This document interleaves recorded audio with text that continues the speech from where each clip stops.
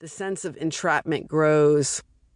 I'll glance at the window, the door, panicking as one after another, body, room, building, is locked down tight.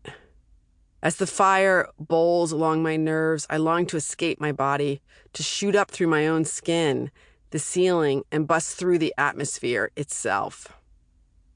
When I wake next, there's a smoky light at the window, and the heat in my limbs is already subsiding. I shift. My husband asks, "What's wrong?"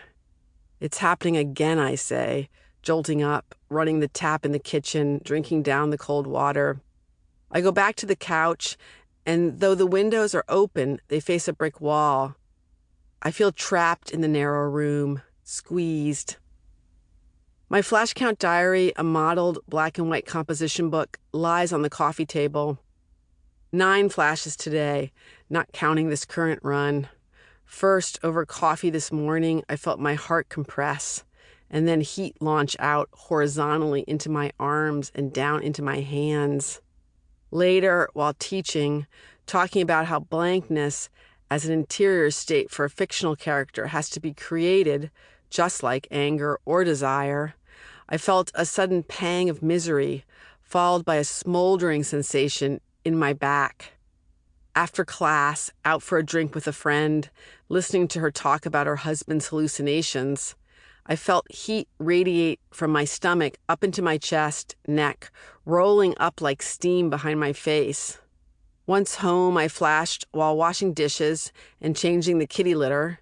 And finally, just before bed, I had the sensation that my nightgown was affixed to my body with hot glue. Back in my bedroom, I'm trying again to sleep. It's almost daylight as I make a pallet out of blankets on the floor next to our bed. I want to be near my husband. I lie, one leg out of the blanket, calf pressed against the cold wood. I must always be a little cooler than is comfortable in order not to flash. I have found flashes to be desperate, uncomfortable, sometimes even sublime, but never funny. On TV and in film, if they are shown at all, hot flashes are comedic bits akin to a man slipping on a banana peel. As a child, I remember watching Edith Bunker on All in the Family redden, fan herself, get discombobulated, and dash into the kitchen as the laugh track roared.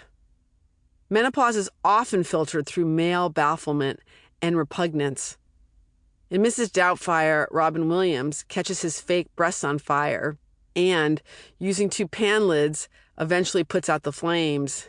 He stands disheveled, his chest smoking. "My first day as a woman," he says, "and I'm already having hot flashes." Kitty Foreman on that 70s show is menopausal, complaining about the heat and snapping at her family.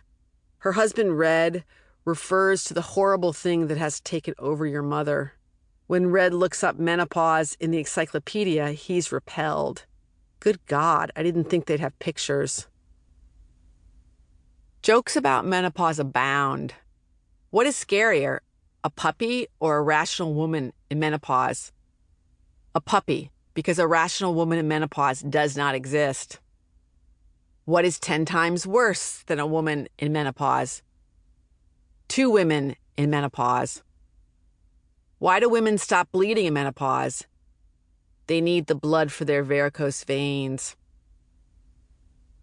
Women, too, make fun of flashes. On Etsy, you can buy buttons that read, "Beware of temperature tantrums," and "Out of estrogen, approach at your own risk." Humor can be a way out, a means to exalt and redeem what might otherwise be unbearable. I get that. Humor, as in the work of Samuel Beckett, can show the absurdity of life, of living in a body. Nothing is funnier than unhappiness, Beckett once said. It's the most comical thing in the world. The laughter around hot flashes, though, is not life-affirming. It's thin, strained, and often mean-spirited. Some men are bewildered by the changes in their partners' bodies. They suffer a parallel loss, but their honest grief is too often channeled into misogyny.